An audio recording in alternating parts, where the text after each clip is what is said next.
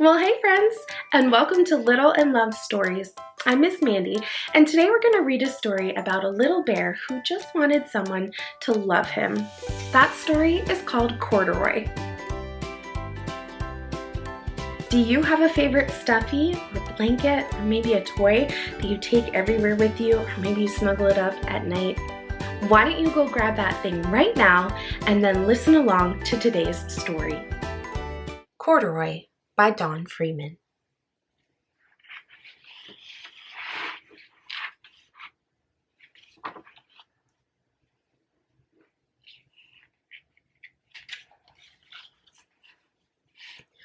Corduroy is the bear who once lived in the toy department of a big store. Day after day, he waited with all the other animals and dolls for somebody to come along and take him home. The store was always filled with shoppers buying all sorts of things, but no one ever seemed to want a small bear in green overalls. Then, one morning, a little girl stopped and looked straight into Corduroy's bright eyes. "Oh, Mommy," she said, "look! There's the bear I've always wanted." "Not today, dear," her mother sighed. "I've spent too much already. Besides, he doesn't look new. He's lost the button to one of his shoulder straps." Corduroy watched them sadly as they walked away. "I didn't know I'd lost a button," he said to himself. "Tonight I'll go see if I can find it."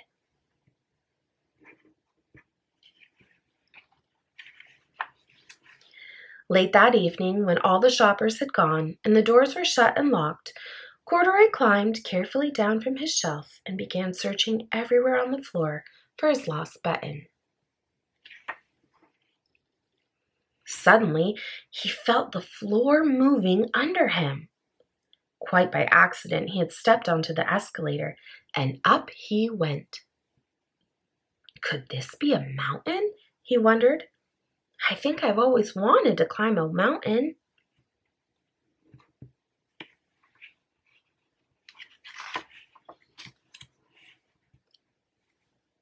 He stepped off the escalator as it reached the next floor, and there before his eyes was a most amazing sight. Tables and chairs and lamps and sofas and rows of beds. "This must be a palace," Corduroy gasped. "I guess I've always wanted to live in a palace." He wandered around admiring the furniture. "This must be a bed," he said. "I've always wanted to sleep in a bed." And up he crawled onto a large, thick mattress. All at once he saw something small and round. "Why, here's my button," he cried, and he tried to pick it up. But like all the other buttons on the mattress, it was tied down tight. He yanked and pulled with both paws until pop! Off came the button, and off the mattress Corduroy toppled. Bang! Into a tall floor lamp. Over it fell with a crash. Corduroy didn't know it, but there was someone else awake in the store. The night watchman was going his rounds on the floor above. When he heard the crash, he came dashing down the escalator. "Now who in the world did that?" he exclaimed. "Somebody must be hiding around here." He flashed his light under and over sofas and beds until he came to the biggest bed of all, and there he saw two fuzzy brown ears sticking up from under the sofa. "Hello," he said. "How did you get upstairs?" The watchman tucked Corduroy under his arm and carried him down the escalator and set him on the shelf in the toy department with the other animals and dolls. Corduroy was just waking up when the first customers came into the store in the morning.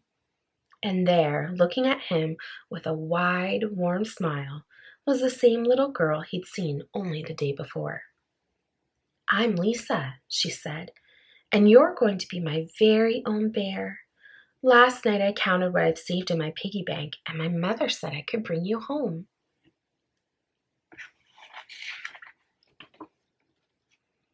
"Shall I put him in a box for you?" the saleslady asked. "Oh, no, thank you," Lisa answered, and she carried Corduroy home in her arms. She ran all the way up 4 flights of stairs into her family's apartment and straight to her own room. Corduroy blinked.